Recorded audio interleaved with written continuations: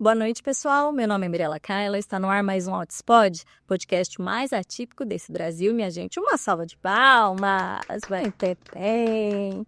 Estamos aqui em São Paulo para mais uma leva de gravações. Você que está aí nos assistindo, você já se inscreveu no canal? Eu vou dar um tempinho para você corrigir este erro absurdo, custa nada nessa vida. Já se inscreve, deixe seu joinha, curte, compartilha. Pessoal, quanto mais vocês participarem daqui, mais tanto o YouTube quanto as outras plataformas vão entender a relevância desse assunto e levar para mais e mais famílias, né? Aquela pessoa que está em casa, insegura, às vezes descobrindo o diagnóstico do filho ou suspeitando, para que ela possa dar um Google ali e encontrar a gente, sabe? Que o Outspod possa ser um canal de rede de apoio para encontrar outras famílias, para encontrar os profissionais excelentes que eu trago aqui, com informação científica, né? Não cair aí nesses falsos milagres que a gente encontra pela internet, né? Por isso é tão importante deixar o joinha. Então, toda vez que você estiver assistindo, deixa o joinha, tudo isso conta. E para quem quiser e puder, se tornar membro do canal também é uma forma de ajudar aqui a produção de conteúdo. É por R$ 7,99 por mês aí no YouTube. Também isso auxilia, tá bom? Falando em apoio, eu quero falar para vocês do quê? Do IEPSIS. O IEPSIS é o Instituto de Capacitação para pais e profissionais sobre autismo e demais neurodiversidades. Gente, no IEPSIS vocês vão encontrar desde pós-graduação, né? Pós-graduação em aba, cursos longos, né? De muitas horas, com profissionais excelentes, até cursos mais curtinhos, pontuais, né? Que pode, de repente, você precisa para agora, que caiba no seu bolso. Lá em Emília Gama, Dr. Paulo Liberales, que são sócios do IEPSIS, eles têm essa preocupação de democratizar o acesso à ciência. É por isso que assim, a gente deu clique, sabe? Deu match aqui no Outspod, porque eles também têm esse propósito, sabe? Então, dá uma olhadinha.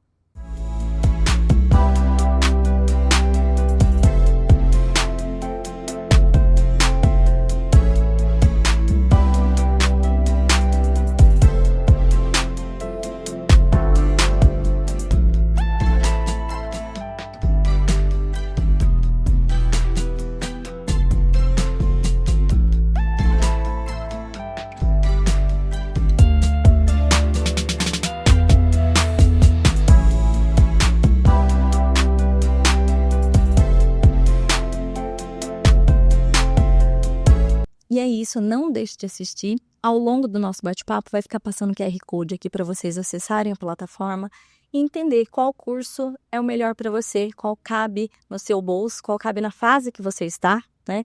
Às vezes a gente fica muito ansioso quanto mãe, quer sair abraçando o mundo, se matriculando em 800 cursos, né? E às vezes você não está dando conta, minha querida, nem de lavar o seu cabelo, veja bem. Então, você precisa analisar isso também, para não colocar mais uma pendência na sua listinha, né? Então, respira fundo, tenta entender que fase que você está, o que você vai dar conta. A gente, enquanto família, a gente vai precisar passar por uma formação contínua, né? Esse estudo não tem fim, é a nossa vida, né? E você, enquanto profissional, também. Então, dá uma olhada, tem muita coisa boa por lá, muita gente comprometida, né? Para vocês acompanharem, tá bom? Outra dica que eu tenho para dar para vocês é se você for de São Paulo ou aqui da região, quiser gravar seu conteúdo, então você não tem aí iluminação, não tem câmera, não tem microfone, você tem suas redes sociais, você quer gravar curso ou até mesmo fazer seu podcast, o Podcast Express, aqui mesmo onde eu estou gravando, a minha grande amiga Ingrid Monte e do Rony também, eles são sócios, montaram aqui esse espaço, também de uma forma acessível, sabe? Por valores mais acessíveis, porque, gente, essa parte de audiovisual é uma nota. Vai cotar aí pra você ver quanto que custa. É muito, muito, muito caro.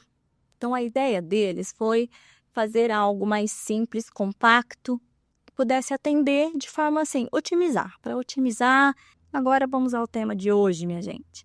Um tema bem espinhoso, um tema que me dói bastante, porque é algo que eu vivencio. Assim, não com o meu filho, mas que eu vivencio no meu meio, com as minhas amigas, com o meio de mães que está ao meu entorno, e é algo muito, muito, muito comum. Então, você aí que de repente colocou seu filho em intervenção desde pequenininho, teve diagnóstico precoce, tá se matando para conseguir pagar parte da terapia, às vezes seu convênio não cobre tudo, às vezes você faz 2 convênios para conseguir uma cobertura aqui, outra ali, né?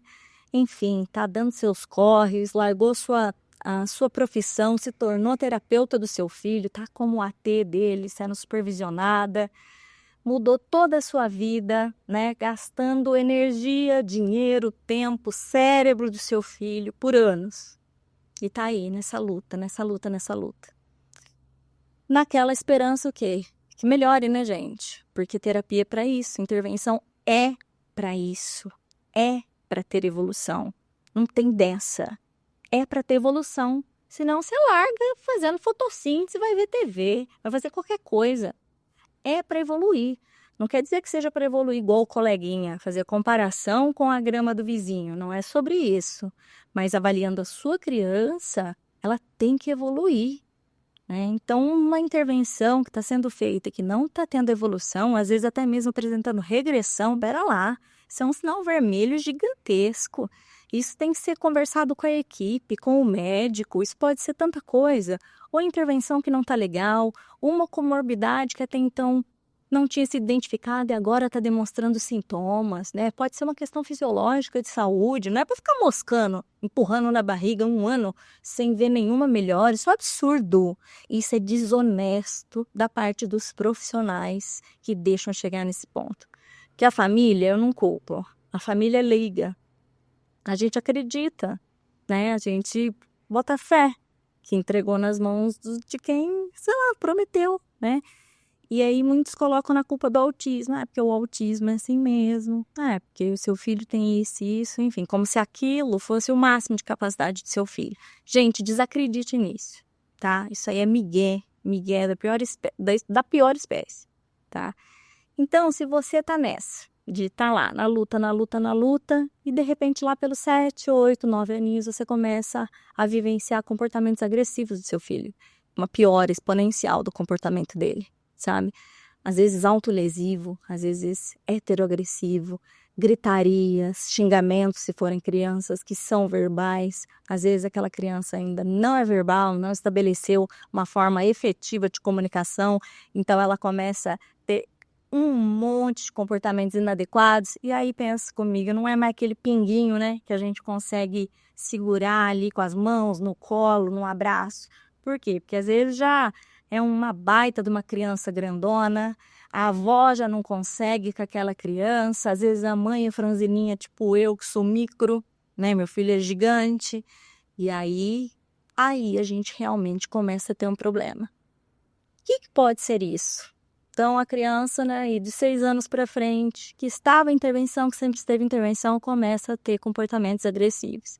Para conversar com a gente sobre isso, trazer esclarecimentos, recebam ele com muito carinho. E ele que é analista do comportamento, grande pesquisador, está nessa área há muitos anos. E assim, especialista em comportamentos agressivos mesmo. Sabe aqueles casos bucha? Todo mundo foge. Então o povo foge ou joga para ele. Recebam com muito carinho Rafael Silva. Uma salva de palmas.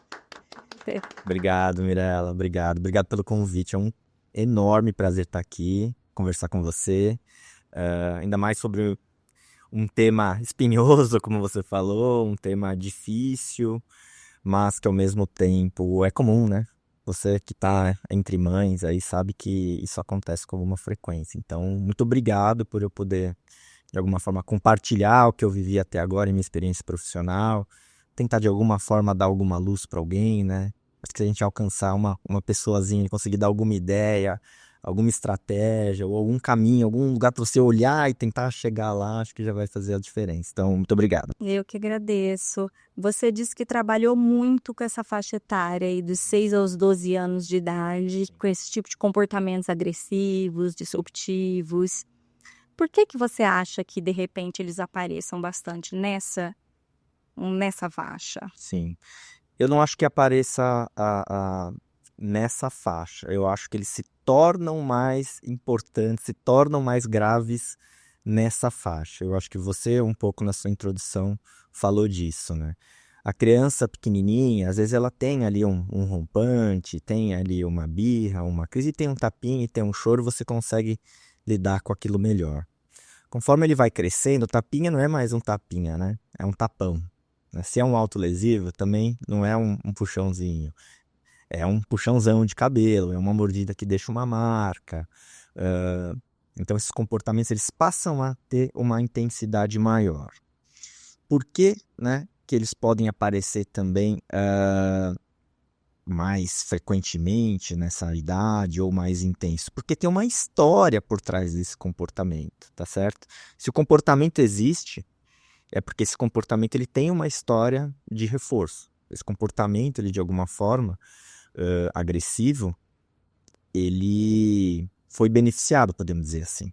Então, pode ter acontecido desse comportamento, seja ele autolesivo ou ele um comportamento agressivo, tá certo? Ele ter funcionado para aquele indivíduo.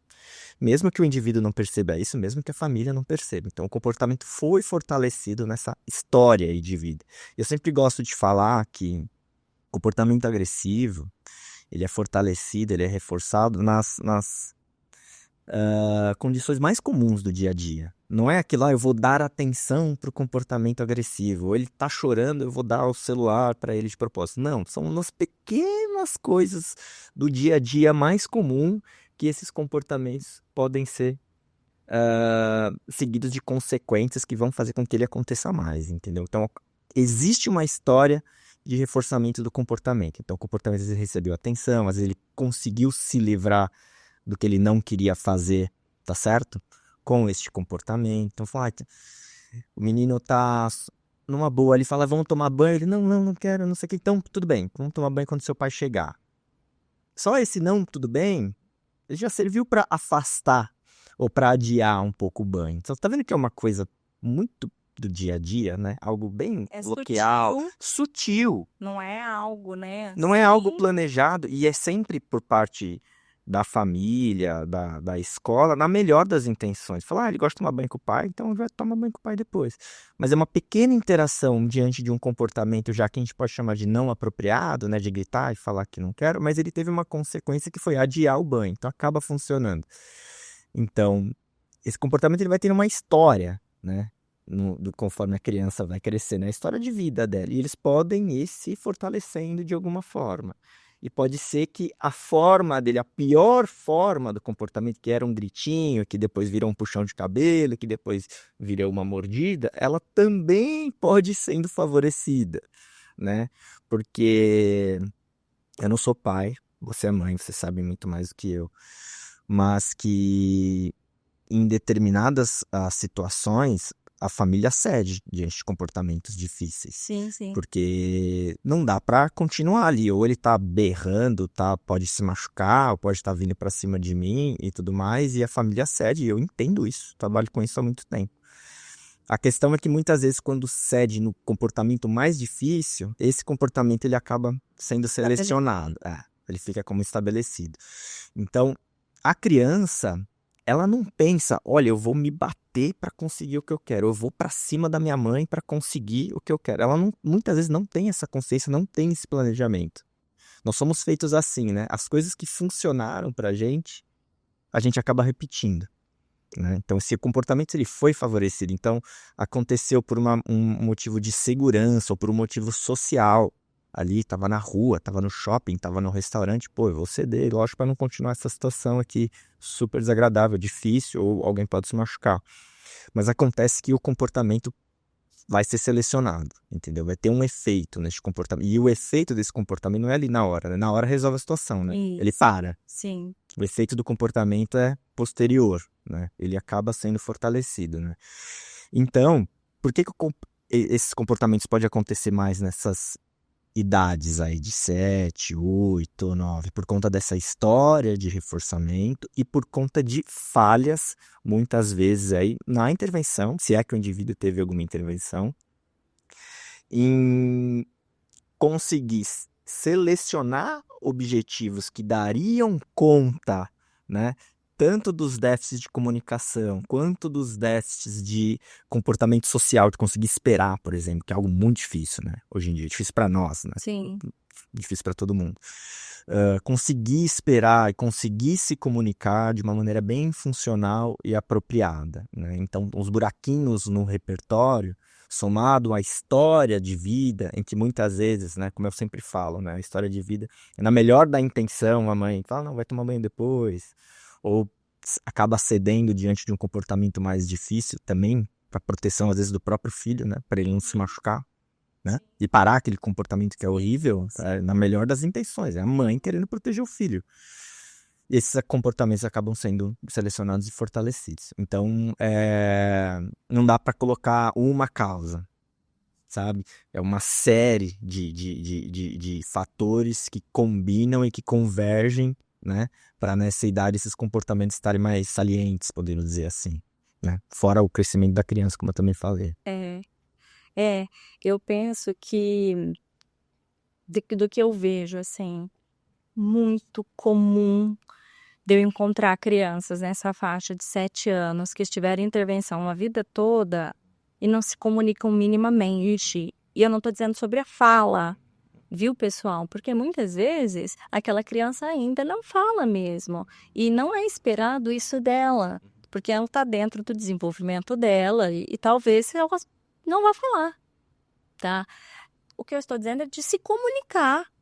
É uma criança que não está nem apontando. Ela já começa a gritar pelo que ela quer, ou jogar as coisas pelo que ela quer. Quer dizer, isso é um ensino básico, que era uma das primeiras coisas lá de trás, tipo um apontar. São crianças que têm capacidade motora para isso. Um exemplo tonto que eu estou dando aqui, né? Então, não sedimentou, não é que não foram feitos esses treinos, mas por algum motivo não pegaram, né? Então, coisas pequenas, assim, eu olho crianças inteligentes, crianças espertas, crianças capazes, com competência para se comunicarem de forma muito mais adequada do que o que elas fazem de simplesmente explodir. E esses treinos foram realizados. O que foi que falhou? Pode ser várias coisas, Mirella. Pode ter sido selecionado um objetivo que estava, por exemplo, aquém da habilidade que ele tinha naquele momento. Então, algo que era mais difícil do que deveria ser. Então, estava sendo exigido algo que era mais difícil para ele. Hoje, né, a gente tem muito, por exemplo, o uso de tecnologia associada à comunicação, né? Que eu sou super a favor, tá? Mas não é para todo mundo. E todas as pessoas precisam ter essa clareza, né? Para usar um sistema de comunicação mais sofisticado em um tablet, em um iPad e tudo mais, o indivíduo ele precisa ter determinados pré-requisitos para conseguir fazer daquele equipamento, daquele aplicativo a sua forma de comunicação. A forma de comunicação a gente não escolhe pelo procedimento, pelo produto. A gente tem que escolher pelo contexto em que ele vive, pelas habilidades que esse indivíduo tem naquele momento. Tá certo? Então, toda pessoa tem que, quando ela vai pedir alguma coisa, ela tem que olhar para o outro. Então, olhar para o outro é uma coisa que tem que ser feito, né? Então, por exemplo, muitos meninos que eu trabalhei no nível de esporte 3, crianças de 5, 6, 7 anos, um dos primeiros objetivos que a gente colocava ali, se ela não tinha essa habilidade, é de pedir por meio de contato visual. O que significa isso, né? Ela queria aquela coisa que estava ali comigo, aquele brinquedo, né? Aquela interação. A hora que ela olhava para mim, a gente reforçava. Aí olhava, reforçava. Olhava, reforçava. Olhava, entregava. Olhava, mas você não está exigindo nada. Não, estou exigindo que ela me olhe, que ela venha até mim. Que ela se aproxime de mim. Tá lá atrás. Então, às vezes é uma falha dessa, entendeu? De não ter reforçado este comportamento. Eu tô conversando com você, tô olhando nos seus olhos, né? Se eu for pedir Mirella, eu preciso de mais água, eu vou pedir olhando para você. Então, reforçar este comportamento da criança olhar para você e ser seguido do que ela quer, sem exigir nada, sem exigir o apontar. É uma base, mas que é tão fundamental para se comunicar. Mesma coisa, quando eu peço algo para alguém, eu vou pedir algo para você, vou pedir algo para o Felipe, eu vou te chamar. Fala, Mirella, vem cá. Felipe, tá. Então, às vezes a criança começa a aprender, né? Coloca-se para ela usar um aplicativo, por exemplo, para ela pedir as coisas que ela gosta, mas ela não aprendeu nem a olhar para pedir, nem ir até a pessoa para pedir, que é o que eu falei do mando por contato visual, e nem chamar a pessoa, cutucar o outro, né? Então ela tá com vontade, sei lá, de fandangos, ela até aprendeu a pedir o salgadinho dela, então ela aperta lá salgadinho, mas não tem ninguém na frente dela, Tipo, entendeu? aleatório. Não tem ninguém na frente dela, porque faltou o repertório de ir até a pessoa, tá certo? Olhar pra pessoa, muitas vezes chamar a pessoa, cutucar, sabe? A gente gosta muito de ensinar, tocar no ombro, tocar no braço. Claro, se a criança fala, ensina a chamar pelo nome, né? Ô, Mirella, mamãe, né? Ensinar o nome das pessoas. Então, por exemplo, essa falha nesses repertórios mais básicos e começar de algo um pouco mais sofisticado, ela pode ser um dos responsáveis por isso. Um dos, tá bom? Falha no repertório mais essencial e básico de comunicação, Faz todo sentido. né? Então, quando você pula uma etapa, então ele aprende algumas coisas, ele usa o comunicador, usa, ele sabe pedir por aquilo, mas só num contexto mega específico. Ele não aprendeu a ir atrás de alguém para lidar com a necessidade mais básica dele, entendeu? E aí, você tirando pai e mãe, que entende absolutamente tudo, Tudo. quando é criança, a gente já sabe, coloca em qualquer outro contexto, aquilo ali é completamente nada. Ninguém entende nada, ninguém... você não é pro mundo. O que eu gosto de como eu gosto de pensar, né? Que eu sempre trabalhei muito tempo com esses meninos, nível Sport 3, né? Vamos dar esse nome. Ele aprender o poder, né? Ou a importância do outro, da outra pessoa. Que ele só vai conseguir as coisas com a outra pessoa. Então, a gente fala muito de o terapeuta virar o reforçador, né? O terapeuta ser o reforçador. Então é isso, a criança tem que ir até atrás da pessoa para conseguir as coisas. A gente tem que ensinar isso, né? E a gente tem que reforçar, fortalecer e consequenciar esses comportamentos de ela olhar, e de ela vir até você, e de ela olhar e ir até a pessoa que está com algo que ela queira e poder chamar essa pessoa. Então, essa interação primeira de se aproximar, de fazer a pessoa olhar para ela, se não for ensinado isso, se isso não for fortalecido, não vai acontecer. Porque senão, se ela se vira sozinha, pra que ela vai atrás de Exato. Ela vai se resolver do jeito dela, se virar do jeito dela. Ou quando ela não conseguir, ela vai dar os chiliques, os gritos, da forma que for para ser atendida. E aí, quando já começa a aparecer esses comportamentos que podem, eu estou dizendo aqui que são por vários motivos. Não dá para colocar na conta de ninguém. Isso. Tá certo? Quero que fique muito não claro. é pra caçar as bruxas. Não dá para colocar na conta do diagnóstico, não dá para colocar na conta da família, muitas vezes do terapeuta, enfim, são fatores que se somam, né? O comportamento é complexo, tá certo? De natureza biológica, comportamental, contextual, toda a história e tudo mais. Não dá para colocar na conta de um e de outro, isso eu tenho certeza. E pensando assim, se for selecionado um objetivo... lembrei que eu ia falar, perdão.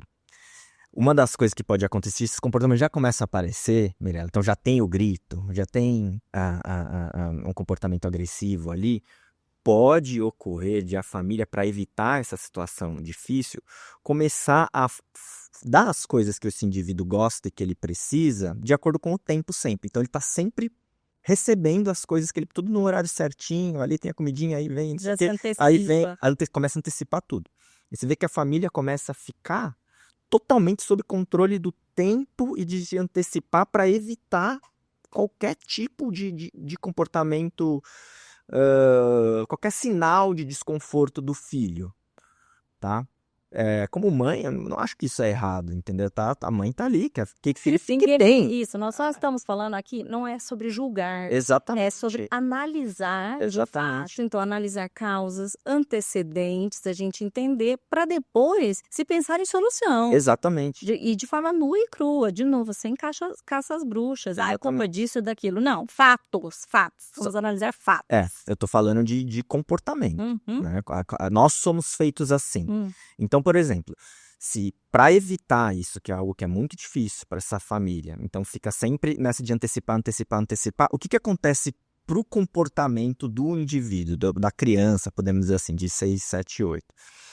Ela quase nunca tem muita motivação para pedir, porque para tudo que ela tem motivação, vem e acontece. Então, ela tá com uma fominha, vem e acontece. Tá com uma sedinha, vem e tal. Ela gosta de brincar de determinada coisa, aquilo acontece, e aquilo acontece, aquilo acontece, aquilo acontece. Então, fica difícil de ter uma motivação que é algo essencial para que ela faça um pedido. Tá certo? Eu estou falando do comportamento, e não a caça às bruxas, como você falou. Não estou culpando ninguém aqui, eu estou falando do comportamento. É assim que nós somos. Para pedir algo, a gente precisa ter a necessidade. Sim, senão Ponto a final. gente se mexe. Senão a gente não se mexe. Se não tiver a necessidade, se não tiver um contexto adequado, a gente não pede. Isso. Tá certo? Então, esse contexto pode também não favorecer, nesse contexto de sempre de antecipação, não favorecer a ocorrência desses pedidos Comunicação. de comunicação. E também fica retroalimentando a rigidez. Porque, veja, é sempre... A gente alimenta aqueles rituais. Porque sabe que na quebra daqueles rituais vem o, sei lá, o Katrina vai passar na nossa casa. Então, você alimenta porque você está sem saúde para lidar com a Katrina. E aí também não é feito um treino de flexibilização e tolerância com a frustração, que é o que eu vejo muito nessa faixa etária. Então, ou não sabe se comunicar de forma adequada, então tem esses comportamentos agressivos, ou não tem a tolerância ao não e responde de forma agressiva, né?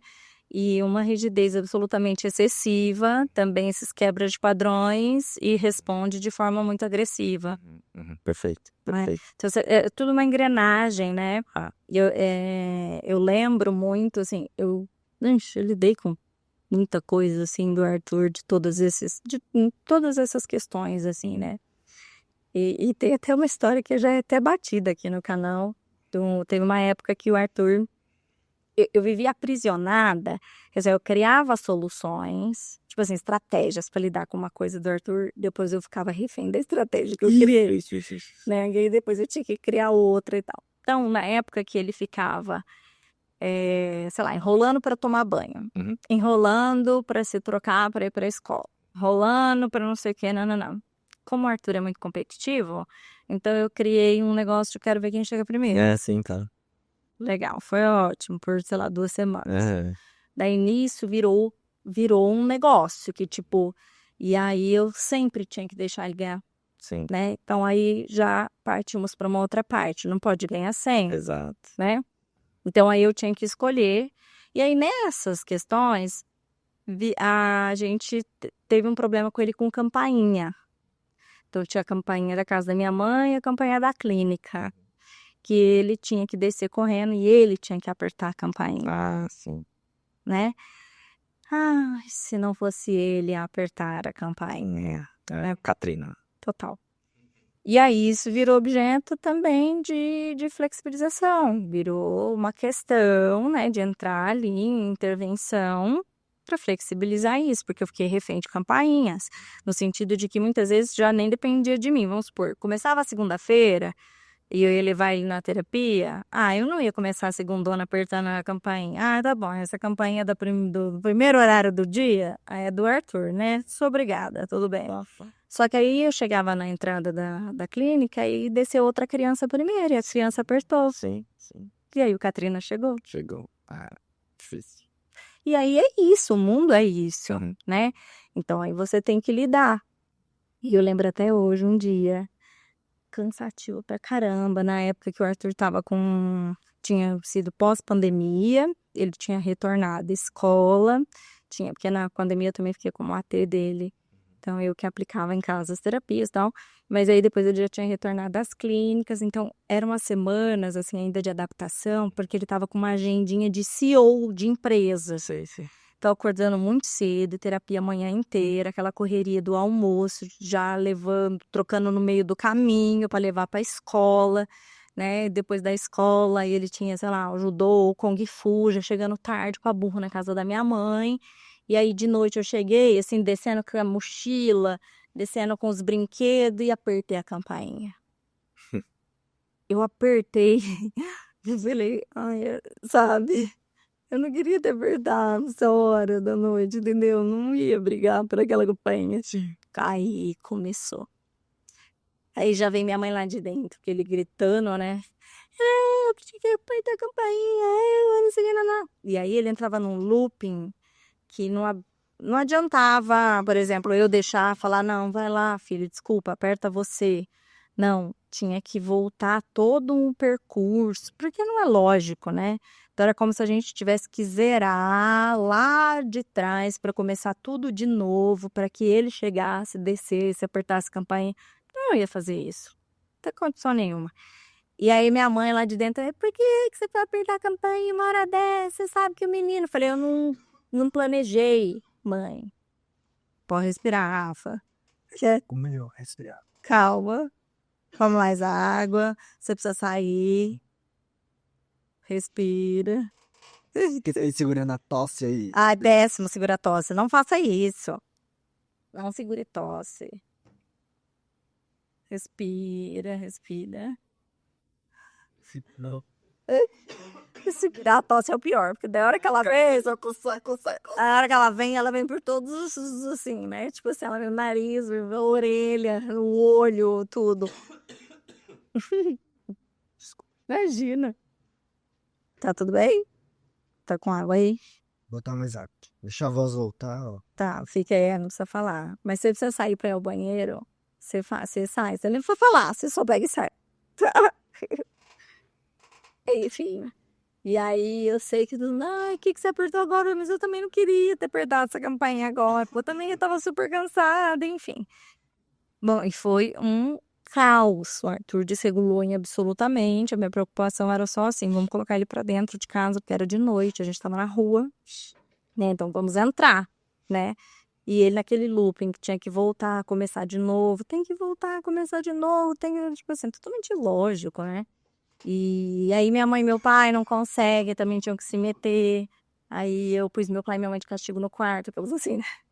Porque senão, Tamanho e pá de castigo é boa. na casa deles, né? Tipo, eu na casa deles, minha mãe e o pai de castigo nesse ca- Mas porque se tem plateia assistindo, isso ia se tornar muito pior. O Arthur ia demorar muito mais para se regular, porque ia ter plateia, aquilo ia ficar, né? Então eu falei, meu pai e minha mãe, tipo assim, deem licença. Vocês vão, sei lá, pro quarto, se fechem lá e ninguém sai até a segunda ordem, porque agora aqui é comigo. E aqui vai ser, sei lá, eu por quanto tempo? Foi uma coisa de 2 horas e meia. Uau. Porque meu filho, ele é facinho, facinho, gente. Facinho, facinho.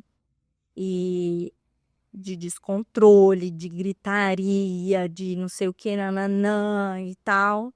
Enfim, mas lidei e era aquela coisa, você foi, não dá pra voltar atrás, e acabou, né? Tipo, Então, nesse exemplo, você vê que essa história ela foi construída aos pouquinhos e sempre na melhor das intenções. É a primeira campanha da manhã, deixa ele tocar, entendeu? É assim, gente. é sempre assim. Não tava planejando, você só queria ter um dia tranquilo ali. Exato. Isso serve para todos os outros comportamentos. Todos. Tem uma exceção? Tem. São os casos mais raros de todos, que são quando os comportamentos são... Não, você recompõe. Você recompõe, estamos gravando. Dá uma pausa. Dá uma pausa. Vai lá no banheiro, dá uma andada. Será que se comer alguma coisa ajuda? Pra descer? Não, é que eu acordei com dor de garganta hoje. Hoje. Tá muito gelado? Não, tá bem. Comer coisa abaixo, tá? Não, tá bem. Tá bem. É só coceirinha de garganta. Aqui é beleza. Tô aqui a beleza assim. E aí começa a dar uma coisa e aqui. Meus, segurar a tosse. Ela vai vir, cara. E aí vem Vai. desse frior. Só não é pior que segurar espirro. Eu fico assim, engolindo saliva. Só não é pior que segurar espirro, depois também o espirro vem, parece que, tipo, explodiu teu cérebro, tá com hemorragia por dentro. Tipo, vem na pressão. Foi pra dentro. A pressão que vem, parece que explodiu tudo lá dentro. Acho que agora foi. Tá. Você tá dizendo que só tem uma exceção. Só tem uma exceção, que é a menor parcela dos casos, que são quando os comportamentos, eles são tecnicamente, tá? Depois eu explico, mantidos por reforçamento automático. Tá, tudo bem. Que é quando esse comportamento, tô falando aqui de autolesivo, ocorre, não é por conta de ele exato, querer algo que ele não conseguiu, ou de o comportamento não ocorre para ele se livrar de nada, não é também para ele conseguir a atenção de alguém. Simplesmente algo quando o comportamento ocorre, algum tipo de alteração sensorial. Ou seja, a gente descarta tudo que é de fora, todas as vontades dele de querer e de não querer algo. Sobra o quê? Somente o corpo, né? O comportamento e o próprio corpo. Né? Quando alguma propriedade, alguma alteração sensorial deste comportamento é suficiente para manter ele ocorrendo. Que é estimulante para ele, né? De alguma forma, sim. Algo acontece, é difícil dizer exatamente o que, né? Então a gente, tecnicamente, chamando de reforçamento automático, e é quando nada que é de fora, não é porque ele quer algo que ele não quer, que vai ser a causa desse comportamento, né? Alguma coisa, algum tipo de alteração sensorial que é suficiente para manter aquele comportamento ocorrendo. Eu gosto de explicar assim. Aí sim, a gente não tem essa explicação do dia a dia que a gente está falando agora, né? Igual a história da campainha que foi muito aos poucos, né? E todos os outros, a história do banho que eu falei, vai tomar banho quando seu pai chegar, tudo isso. Esses casos são diferentes, mas eles são a minoria da minoria. É muito raro. Mas no geral, é sempre na melhor das intenções, como o caso da campainha, que isso vai acontecer.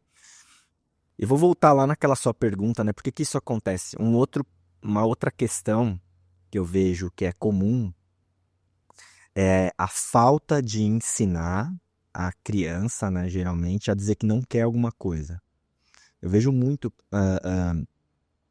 ensina ele a pedir isso, aquilo, mas não ensina ele a dizer que eu não quero algo, ou que eu quero uma pausa, ou um descanso. E eu tô falando disso porque eu vejo, eu tô falando porque também no último estudo que saiu de 2023, uma revisão de literatura sobre análise funcional. A análise funcional é um procedimento que é essencial para você descobrir o porquê que o comportamento agressivo está ocorrendo, tá certo? Nesse estudo, aí, com milhares de análises funcionais que foram feitas, né, apareceu como o porquê mais comum, quando você olhar isolado entre as funções, de os indivíduos não saberem dizer que não quer algo, não saberem pedir por um tempinho, pedir um descanso. Isso é interessante. Isso foi e apareceu nesse estudo. Quando você olha para as funções, o que é função? Né? Função de comportamento agressivo é quando ele quer algo, né, e acaba se batendo porque isso funcionou no passado, acabou conseguindo o que ele queria. Quando ele quer atenção, isso acabou funcionando para ele conseguir atenção, o comportamento funciona para conseguir atenção. Ou quando ele quer se livrar de alguma coisa, tá certo? Ou alguma combinação desses, ou o reforçamento automático que eu falei. Quando ele não quer alguma coisa, ele não sabe se comunicar eu quero uma pausa agora, eu não quero mais tá aqui com você nesse momento, preciso de um descansinho, eu não quero fazer essa tarefa aqui agora, ou eu quero ir tomar banho quando meu pai chegar, tá certo? Eu quero tomar banho depois quando o papai chegar.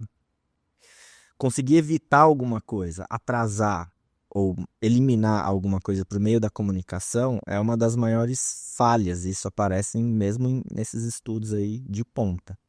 Então, se a criança não aprende a pedir por uma pausa, pedir para trocar, dizer que não quer, e você aceitar isso. Às vezes eu falo, tem que ensinar ele a dizer que não quer. Mas mesmo no meio da tarefa, eu falo, claro, mas ele está fazendo a tarefa. Eu falei, mas você está ensinando ele a se comunicar. Se você continuar com a tarefa, ele vai dar um outro jeito de se livrar das tarefas. Ele vai tampar a cara, vai para trás, e pode acontecer outra coisa pior, né? Pode começar aquela escalada de comportamento, né, de agitação e culminar em comportamento agressivo. Quando ele engaja nesses comportamentos de se irritar, de ir para trás, se jogar no chão, ele já está atrasando a tarefa, tá vendo? Então, tem que ensinar ele a dizer que não quer fazer a tarefa naquele momento e você aceitar aquilo, você reforçar. Então, ele está deixando de fazer aquela tarefinha que você colocou para ele fazer? Ele está, mas você está ensinando ele a se comunicar. Tá? E como que eu faço para ele voltar para a tarefa? Aí é nossa responsabilidade, agora estou falando como terapeuta, de a gente conseguir criar uma condição legal, criar um momento de terapia que ele queira vir até você, trabalhar com você e fazer aquela tarefinha, né? A gente fala, você que tem que saber, né, identificar e criar reforçadores, coisas que o indivíduo gosta, para que ele queira estar ali com você. Então, essa é a nossa responsabilidade, de achar coisas legais que ele gosta, que são particulares dele, tipo de interação, de brincadeira, seja lá o que for, para que ele volte depois a querer trabalhar com você. Então, ele pode dizer que ele não quer fazer a tarefa. E como que ele volta? Ele volta porque ele quer, que você conseguiu motivar ele para voltar. Esse é onde a gente quer chegar. Então, existe essa falha também de ensinar e de reforçar muitos dos meninos a dizer que não quer, tá? E aí acontece às vezes uma coisa que é interessante, né? Que a gente ensina ele a dizer que não quer e ele começa a dizer que não quer o tempo todo, né? E aí falou, nossa, Rafa, ele começou agora a dizer que não quer o tempo todo, né? A hora que eu chamo ele, ele fala que não quer. E aí o que eu faço? Eu falo, olha, é um problema. Concordo que é um problema, mas é um tipo de problema, eu sempre falei isso, é um tipo de problema que eu gosto de ter, que eu quero ter. É um menino que pede um monte, né? Ele tá se comunicando ali verdadeiramente, dizendo que ele não quer algo. Então, esse moleque vai conseguir negar várias outras coisas que ele não tiver a fim de fazer em vários ambientes, em vários locais. Ele, de fato, tá se comunicando. E aí a gente resolve o fato dele de dizer que não quer muito com esse lado aí de criar uma condição favorável para que ele queira estar ali com você. E isso é difícil, né? E a gente Inventando, se tentando ser reinventa. legal, Exato. buscando reforçadores. Expondo o indivíduo a coisas diferentes, né? Às vezes eu falo com alguns psicólogos profissionais e falam, ele tem poucos reforçadores, né? Ele gosta de muito poucas coisas, isso é comum, né? O indivíduo gosta de algumas Sim. coisas só. E a pessoa fala, a solução é, vou fazer mais avaliações de preferência. Avaliação de preferência é um procedimento que a gente faz que é para criar um ranking entre as coisas que ele já gosta. Então, a avaliação de preferência não cria novos reforçadores. Isso você só vai ranquear as coisas que ele já conhece, que ele já gosta. Isso é avaliação de preferência. O que precisa ser feito com esse menino? Expor ele a coisas diferentes. Então, você botar na sua agenda de terapeuta que toda, sei lá, terça-feira, das 10 às 11, você vai mostrar um jogo novo. Você vai fazer uma brincadeira social diferente. Você vai tentar... eu vou fazer origami com ele. Eu vou brincar com água. Eu vou botar uma luz aqui e fazer uma balada. Toda terça-feira, das 10 às 11, eu vou colocar coisas diferentes para fazer. Você vai fazer uma lista, fazer um brainstorm, muitas vezes junto com a mãe ou com outros terapeutas. Putz, vamos pensar em um monte de coisa para... Vamos ver se ele gosta, Funcionar. que pode funcionar, e coisas que ele nunca viu. E você expõe de novo, expõe de novo. Isso. Se você cria uma rotina de expor, ele e uma rotina mesmo, uma tarefa, algo que vai na sua agenda. Às vezes vai envolver comprar coisa, né? Sim. Ou simplesmente, né, procurar no Google ali brincadeiras sociais, coisas para fazer com papel. Mas isso demanda trabalho do terapeuta. Isso. Demanda trabalho da equipe. Fazer essa organização e colocar na agenda do terapeuta e da criança que uma determinada hora vai ser só para expor coisas diferentes. É assim que a gente vai descobrir coisas novas que ele pode gostar. E essas coisas poderão ser reforçadores, né, em determinadas situações. E são essas coisas que ele passou a gostar, que ele passou a conhecer, que a gente vai fazer a avaliação de preferência, entendeu? Então dá um trabalhão encontrar e produzir novos reforçadores. Mas precisa ser feito. Precisa ser feito. Então, Porque senão você fica muito limitado. Você fica do jeito que estava. Exato. E aí fica isso, então. Mas eu vou ensinar ele a dizer que não no meio da tarefa? Sim. Ele precisa aprender a se comunicar. Essa é uma das funções mais básicas, eu dizer que não quero alguma coisa e a gente respeitar. Como que ele volta? Ele volta porque você também está fazendo um trabalho de descobrir mais interesses dele, descobrir mais coisas legais para ele curtir estar naquele momento com você, terapeuta, coisas que ele vai se interessar, brincadeiras novas, e muitas vezes pode ser brincadeiras sociais, claro, não é só o brinquedinho que você vai mostrar, não, coisa que você vai fazer junto com ele, que ele vai se divertir, que depois ele vai poder até fazer com os coleguinhas da escola, enfim. Então, esse é o ponto, entendeu? Tem que fazer a coisa completa. Então, você ensina ele a dizer que não e reforça, mas você também está trabalhando em como produzir mais coisas que ele goste, que aí ele vai querer trabalhar com você, ele vai voltar para continuar. Ampliar esse repertório, né? E criar uma conexão. Ele realmente querer estar com você. Isso. Então, por isso que tem sim que ensinar ele a dizer que não quer. E eu digo que é dizer que não quer, muitas vezes as pessoas confundem assim, por exemplo, apresentam, ó, Mirella, você quer essa caneca, né? E a criança tem que responder entre sim ou não. Isso é diferente responder quando você recebe algo, alguém te oferece alguma coisa. Você dizer que você quer ou não quer, você negar, é diferente esse repertório de quando eu estou no meio de uma interação, por exemplo, falando com você, e a minha motivação aqui é fazer outra coisa, né? Eu quero sair daqui, eu quero ir no banheiro, e eu consegui dizer que eu não quero mais estar aqui, eu preciso de uma pausa. Porque é uma coisa que está na sua frente, a motivação dela ela não quer isso, ela quer outra coisa, ela diz que não. É diferente do repertório de ela estar vivendo algo, ela está fazendo a terapia, ou ela está numa situação social, ela dizer que ela não quer e que ela quer um tempinho só para ela, por exemplo, que é um descanso. É esse repertório que a gente tem que ensinar. Dele conseguir dizer que não quer algo, tá certo? Algo que está acontecendo, ou que vai acontecer. Isso vai evitar um monte de comportamento interferente. Então essa falha do dizer que não quer também é algo que acontece. E eu fico pensando, isso é muito mais comum do que se imagina, tipo, né, assim, da gente, cara, muitas vezes, até mesmo para aquela criança que já se tornou verbal e que se manifesta, a gente passa uma vida tentando ensinar a criança a falar, se expressar, se comunicar.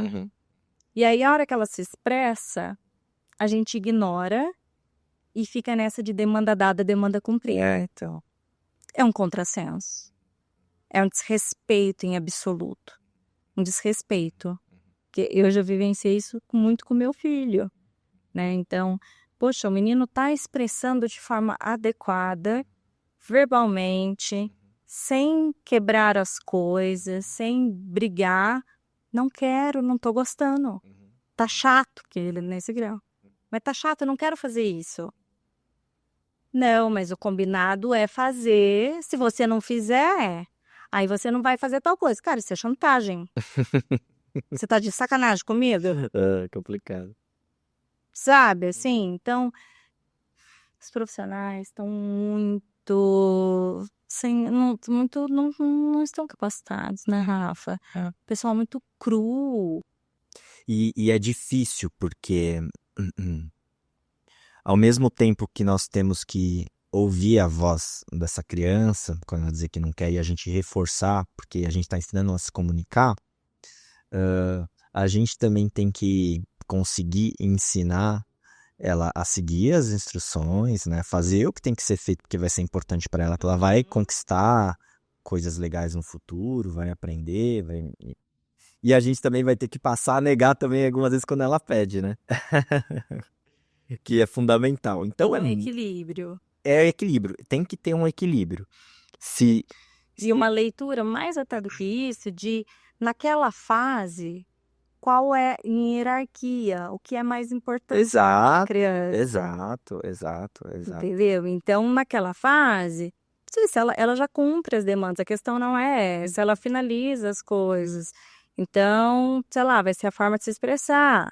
Ou então, não, naquela fase, aquela criança não está finalizando nada do que é passado. Então, você vai ter que ser mais firme nisso, entender se o que você está passando está muito difícil. Então, de repente, baixar um pouco para que ela consiga ter aquela satisfação de cumprir as demandas, né? E misturar tudo de novo. Você tem um raciocínio clínico da coisa, porque não dá para você abraçar o mundo. Sim. Então, você avaliar naquele momento Isso. o que é mais importante. Perfeito. É exatamente assim, é assim que tem que ser feito. Porque qual que é o guia da intervenção? É o PEI, é o PIC, né? Plano de Intervenção Comportamental. Numa criança pequena, ela tem que aprender a dizer não e a gente reforçar. Depois de um tempo, né? Ela vai dizer muito não, porque eles dizem muito não, né? Depois que ele aprende, a gente vai ter que ver quais as brigas que a gente quer comprar, entendeu? Principalmente a mãe, a família, entendeu? Isso. Então tem coisa que é melhor negar de uma vez, né? Do que ele evoluir ali e ter um problemão e acabar cedendo no pior momento, né?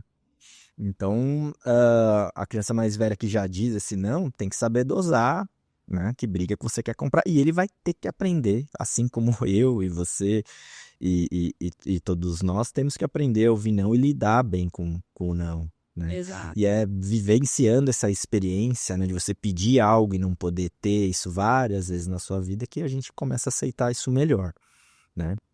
Então, conseguir lidar com uma negativa somente passando por negativas, né? Conseguir lidar com a perda de algo muito legal somente passando por essa experiência algumas vezes, né?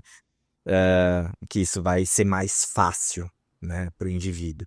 Então, quando você diz naquele momento ou naquele momento da vida do indivíduo, é o PEI, ou PIC, como eu gosto de chamar, plano de intervenção comportamental, que vai ser o guia, tá certo? Então, para você saber se você tem que negar mais, por exemplo, ou você tem que reforçar mais os nãos, isso tem que ser descrito como um objetivo de intervenção que é baseado na avaliação do repertório dele atual, né?